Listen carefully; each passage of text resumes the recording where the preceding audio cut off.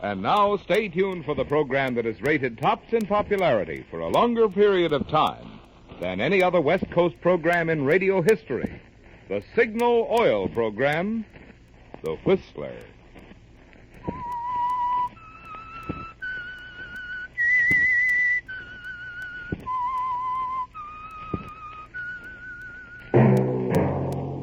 Signal, the famous Go Farther gasoline, invites you to sit back and enjoy another strange story by The Whistler.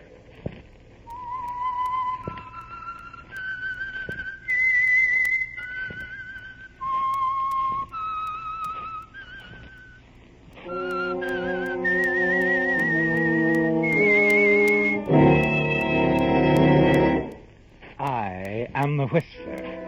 And I know many things, for I walk by night. I know many strange tales hidden in the hearts of men and women who have stepped into the shadows. Yes, I know the nameless terrors of which they dare not speak. And now for the Signal Oil Company, The Whistler's strange story. End of the road.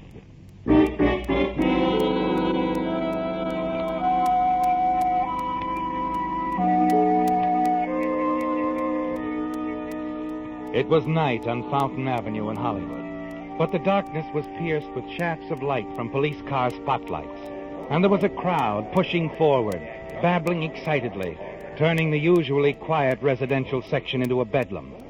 A siren wailed as another police car swung around the corner and ground to a stop, and its uniformed occupants leaped out, ready for action.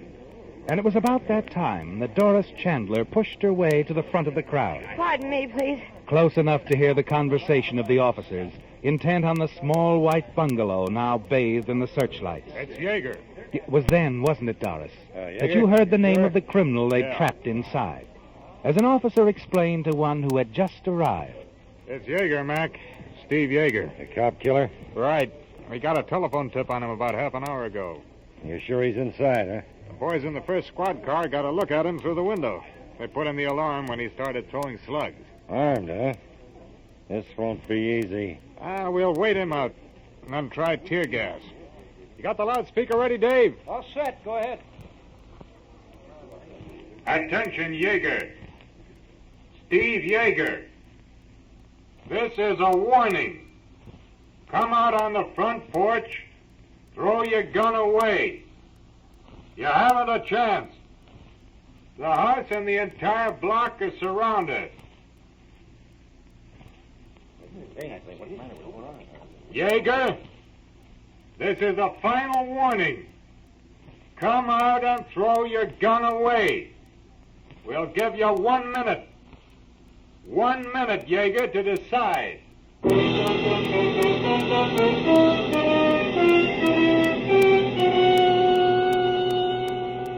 It's all you need to hear, isn't it, Doris? Then you ease back through the crowd, hurry from the scene to your own apartment only a few blocks away. It's all over for Steve Jaeger, you're certain. And the money, Steve's money, hidden in your apartment, will belong to you now. Yes, a fitting reward for your cleverness in phoning in that anonymous tip to the police. Safely inside your apartment, you lower the shades and smile to yourself as you think of what's happening to Steve just a few short blocks away. And then...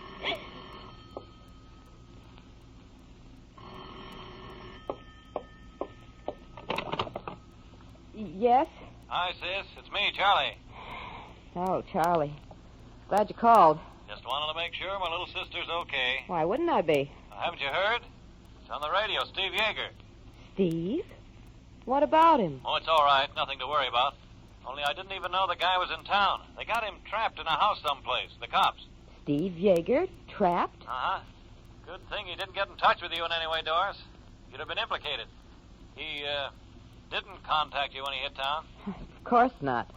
You know how I feel about him, Charlie. Uh-huh. But it was different in Seattle. You were pretty fond of him. Look, I don't like cop killers. Or payroll thieves. Now, look, Charlie, if you called me up to... Easy, sis. I told you I just wanted to make sure you were okay. Not involved. Well, I'm not. And brother Charlie's happy. Nothing to worry about. No, you can go back to sleep. Wait a minute. What? this? Listen, keep your apartment dark. Don't answer the door for anybody. What is it? On the radio, they just announced that Steve Jaeger gave the police the slip. He's on the loose again.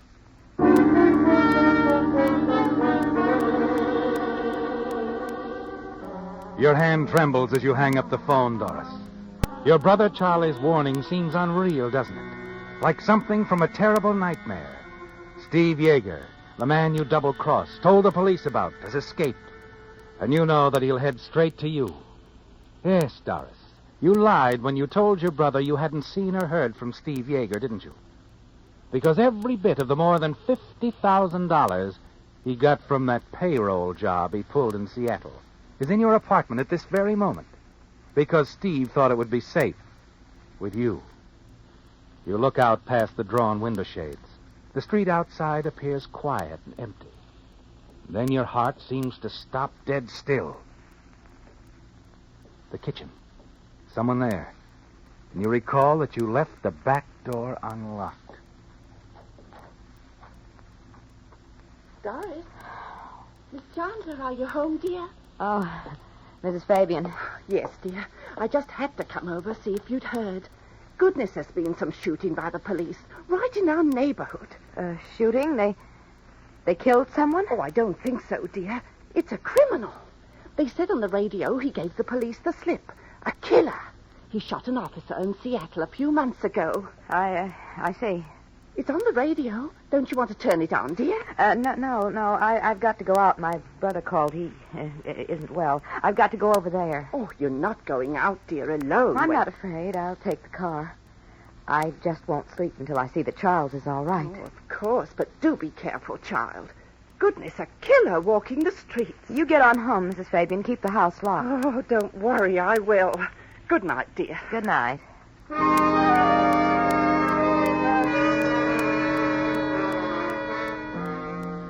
You see your neighbor out the back door. Lock it after her. And then quickly hurry to the bedroom and pack a small traveling case.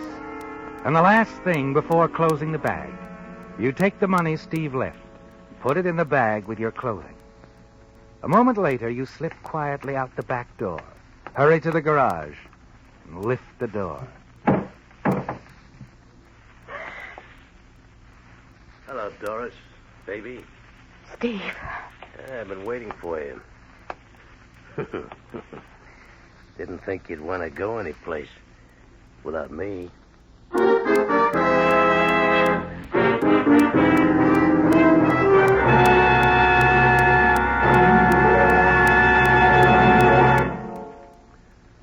One evening recently, while doubling in the role of babysitter, I was telling our neighbor's little son about Santa Claus, how Santa comes all the way down from the North Pole non-stop. Gosh, Marvin, the little fellow exclaimed, Santa Claus must use that famous Go Farther gasoline like Daddy does. Well, reluctantly, I had to admit that Santa uses a sleigh powered by reindeer, but if Santa did use an automobile, you can bet he'd be interested in Signal's good mileage. And since Santa knows quality, he'd certainly appreciate Signal's quick cold weather starting, Signal's lively pickup, Signal's smooth as skating power. That's why you can put Marvin Miller on record as saying, if Santa ever trades Prancer and Dancer and Under and Blitzen for a car, I predict Mr. Claus will power it with Signal, the famous Go Farther gasoline.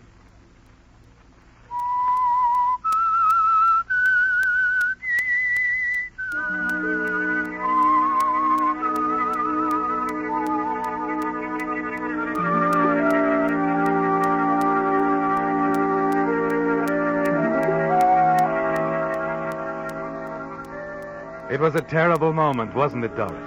When you opened the garage door and saw Steve Jaeger, the killer who'd stolen $50,000 in Seattle, the criminal who turned the money he took over to you for safekeeping, the man you double-crossed by tipping the police off to his presence in the area. And now he stands there smiling coldly. And you're certain that it's all over, that he's going to kill you. And you're certain, too, that he's guessed it was you who called the police. Your mind struggles for an excuse, doesn't it, Doris? Something to say to Steve by way of explanation. But nothing comes from your lips. And then you realize that he's speaking and nodding toward the car. Come on, I said, in the car. We're getting out of here. Steve, you don't think that Save it. Get in the car.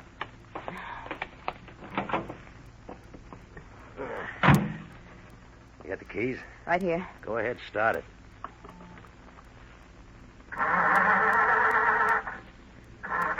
Hey, the dame next door, she came over. What'd you tell her? I said I was going to visit my brother. I was, Steve. I heard about you on the radio, thought the police would tie me in with it. I thought if I took the money and hid out until I heard from you... Sure.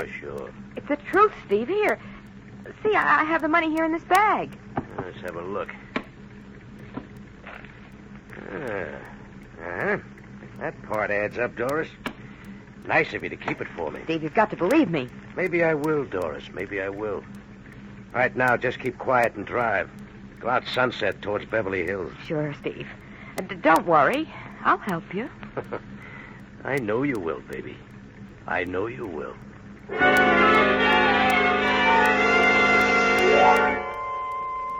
His manner terrifies you, doesn't it, Doris? And you can't believe for a moment that he's satisfied with your explanation. Driving out Sunset Boulevard, you make up your mind. The police must get Steve Jaeger before he gets you. At a stoplight at the corner of Sunset and Doheny, there's a slight grade. Just enough to make your car roll back when you stop for the red light. You notice, too, that parked on the opposite corner is a police car. Perfect. Carefully, you ease your foot off the brake pedal. Let the car roll back toward the one in the rear. Hey, take it easy. We've lost bumpers. Oh, you little fool. I'll see what I can do.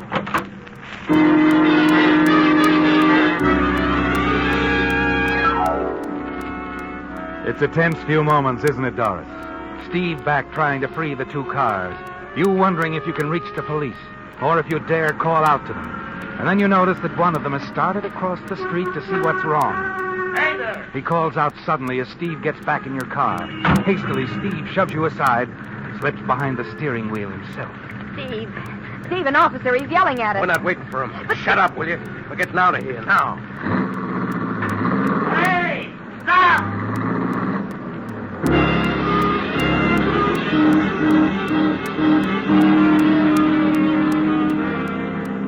Through the rearview mirror, you can see the police officer running for his car across the street.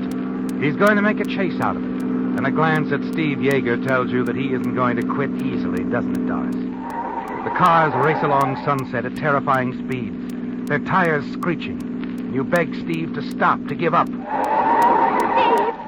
Steve, he's gaining. Stop it, we'll both be killed. Hang on, we're not beat yet. Let him try that. Steve, he didn't make it. He went on past. Hey, he'll be back. But it gives us time, baby. Time to swing in. Here. You sit beside Steve Jaeger in frightened silence. You're parked in the dark, winding driveway of a huge mansion, aren't you, Doris?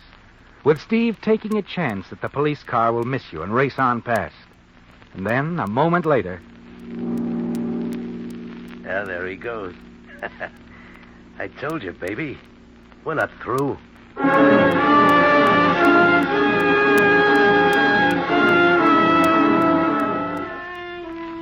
You ride in silence for several miles and realize that Steve has pointed the car out toward the valley. And then you look over at him and notice the blood on his hand. Steve, your hand. Huh? Oh, it's from my shoulder. Those cops nicked me as I was going over a fence. It ought to be attended to, Steve. A bullet wound. Okay, so we have it taken care of. Lonely enough section out here. Yeah, a little ranch house looks deserted enough. Now we'll see if there's anybody inside.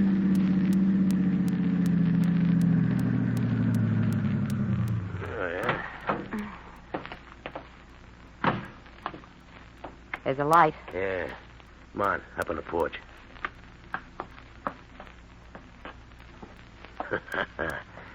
Somebody home, all right. And quite alone.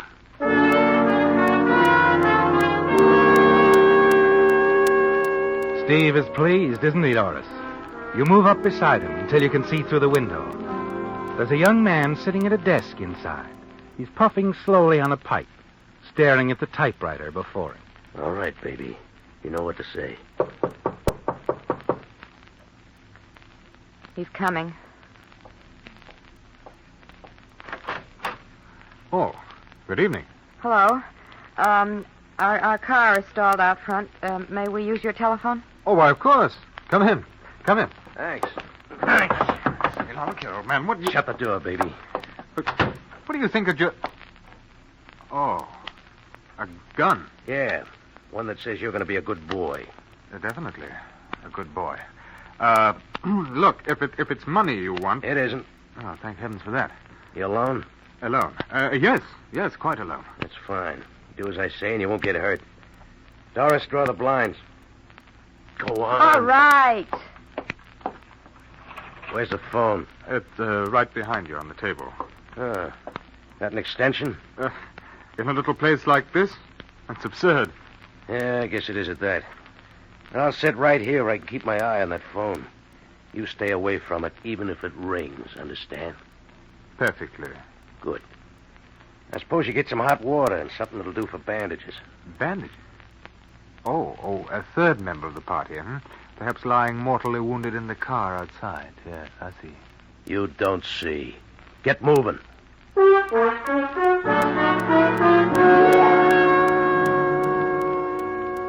Later, Doris, as you dress the wound in Steve's shoulder, you glance from time to time at the tall young man standing by quietly, watching you. There's the faint trace of a smile on his lips. He seems calm, unafraid. And you're certain that if he were given the opportunity, he could overpower Steve. He's your one hope, Doris. What do you do, Junior? Do? Oh, I write. What do you write? The crime doesn't pay sort of thing. Any good? Not very. What's your name? Maybe I read some of your stuff. Oh, I don't think you have, but my name is Anton Gray. Sounds like something off a color chart. It isn't phony, if that's what you mean. Anton Gray, huh? Hey, you ever hear of him, baby? No, I never have. I guess we... Hey, take it easy. Sorry. You about through with that? Yep, just about. Hey, you got any beer, Anton? No, but there's some sherry in the decanter there. Get it. Yes, of course. You might see about getting something to eat. Cold corned beef's all I have. That'll do. All right, Steve, how does that feel? Oh, fine. Just fine, baby. A glass of sherry, dear lady? No, thank you. Yeah. Here you are, old man. Thanks. Now, the grub, huh? Yes, right. Won't be a moment. I'd better help him, Steve. Yeah, sure, baby. You do that.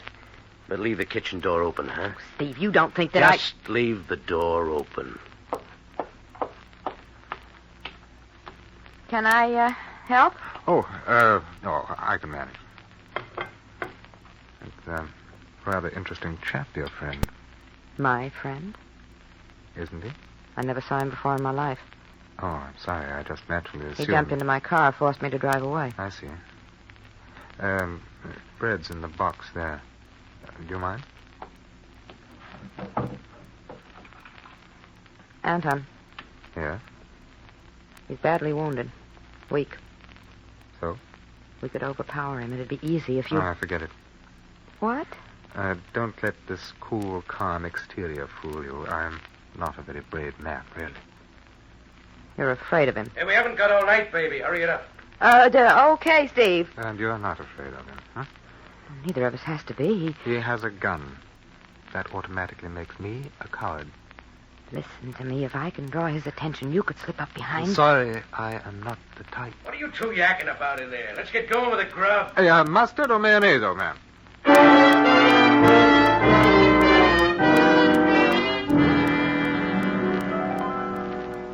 Anton's not going to help you, is he, Doris?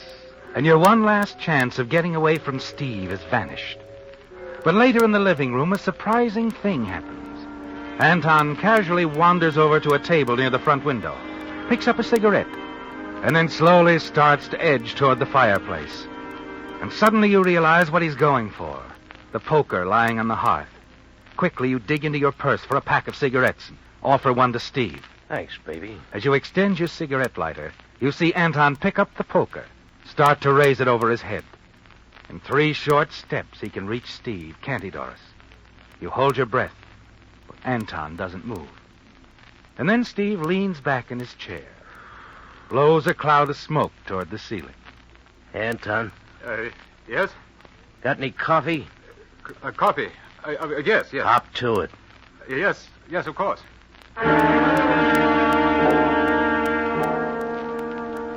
Your heart sinks as you watch Anton replace the poker on the hearth, drag himself slowly back to the kitchen. A moment later, you follow him. Why didn't you do it? Why? I couldn't. I couldn't move. His back was turned. You could have easily... I know, but I kept thinking, suppose I miss. He'd have killed me. He'll kill us anyway. But he You said... believe him? Look, Anton, he's a killer. What good are we to him now? All he wants to do is get away, and he won't leave anyone around to tip off the police, don't you see? Perhaps he'll just go away. Anton, listen to me. We've got to get him before he gets us. No, I can't. Not even for $50,000?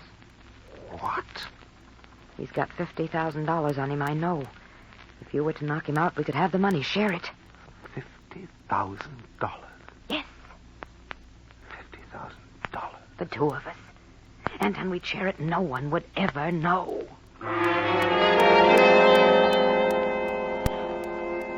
He stares at you for a moment, then throws a quick glance towards Steve sitting in the living room. And you're almost certain he'll do as you say now. Yes, that he'll be willing to take a chance for a share of the $50,000. Back in the other room with Steve, you watch Anton closely. Know he's struggling to make up his mind. Finally, you see him edge toward the fireplace again. You know you've won. To draw Steve's attention away from Anton, you reach over and accidentally upset the sugar bowl. Oh, Anton sorry. leaps across the room and brings the poker down hard. You've done it, Anton. You've done it. He's not... Dead? No, you'd better hit him again. What? Hit him again. No.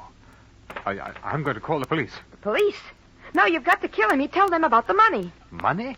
I don't want any part of it. I'm sorry if you thought I... So that's it. An honest man. Disappointed? Yes. Yes, I am. Well, now, wait a minute. Get back. I have the gun now. You'll do as I say. Yes. Yes, of course. Tie him up, hands behind his back. Use his belt. Whatever you say. First, reach into his inside coat pocket. The money's there. Oh, yes, so it is. Give it to me. $50,000. That's a lot of money, isn't it? Give it to me, I said. Here you are. Now tie him up. His feet, too. That lamp cord will do fine. Yes, of course. And then I'll trouble you for your car keys. Oh, I'm afraid you'll have to trouble the finance company. What? Well, you see, my financial status being what it is... You're lying. Look, the carport's right alongside the house. Look out of the window. You can see for yourself. Quite empty. All right. You drove up here in a car, though, didn't you? So we did. But unfortunately, we had an accident, and the police have a description of my car. However, now that I think of it, I don't imagine it'll make much difference. It's night, foggy.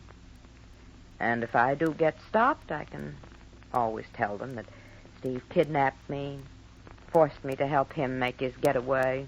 Well, they're sure to believe it. I did. At first. Hurry up with that, will you? Well, his hands are tied securely. How are his feet? Oh, never mind. Where does that door lead to? Closet. Good. Drag him in there. Hurry up! All right. Now inside, both of you. Yes, as you say, dear lady. Oh, there we are. I hope you'll be quite comfortable. It will be the first time I've ever spent an evening in a dark closet, but I imagine I'll manage. You see. Yes, I have enough cigarettes. Good. I should kill you both, but this way I won't face a murder rap. Besides, all I need is a half-hour start. Nobody'll ever think of looking for me where I'm going. Yes, I'm sure you're very clever. By the way, is there a reward for this chap? There is. You might claim it. I shall. Is there a reward for you, too? No, not me. So long, sucker. Have fun with the reward they give you for the capture of Jaeger.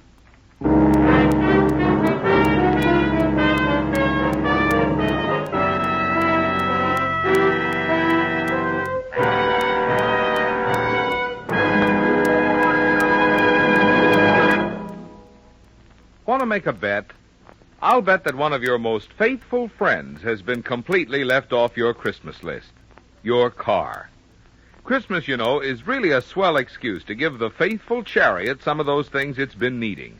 Things that'll pay you back later in extra driving pleasure. What's more, your signal dealer has just what Santa ordered. For instance, rugged new tires by Lee of Conshohocken to replace your smooth, dangerous old tires. Powerful new Signal Deluxe batteries, guaranteed a full 30 months on a service basis. Or how about a set of new Champion or AC spark plugs for quicker cold weather starting and more pep? These are just a few accessories from your signal dealer's complete line, which includes windshield wipers, fan belts, radiator hose, light bulbs, polishes, and many other items. You see, signal service stations are much more than just headquarters for the famous Go Farther gasoline. In addition, each signal dealer carries a complete line of fine quality automotive accessories to help your car run better, look better, and last longer.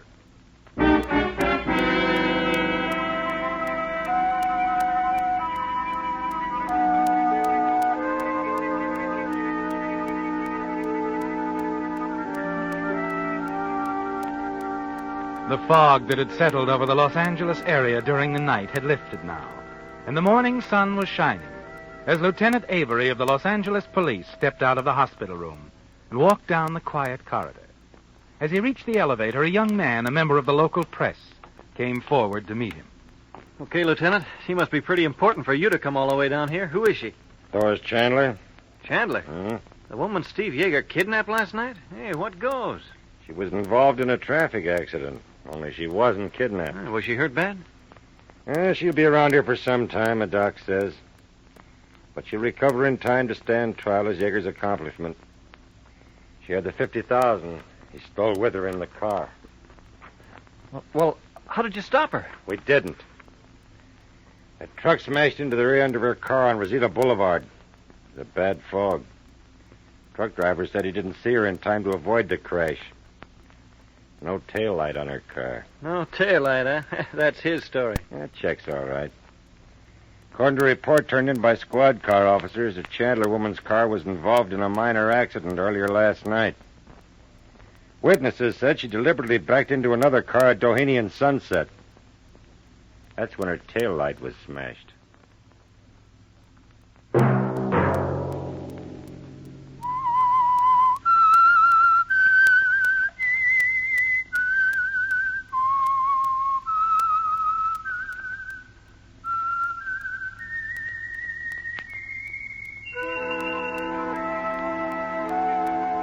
Let that whistle be your signal for the Signal Oil program, The Whistler, each Sunday night at this same time.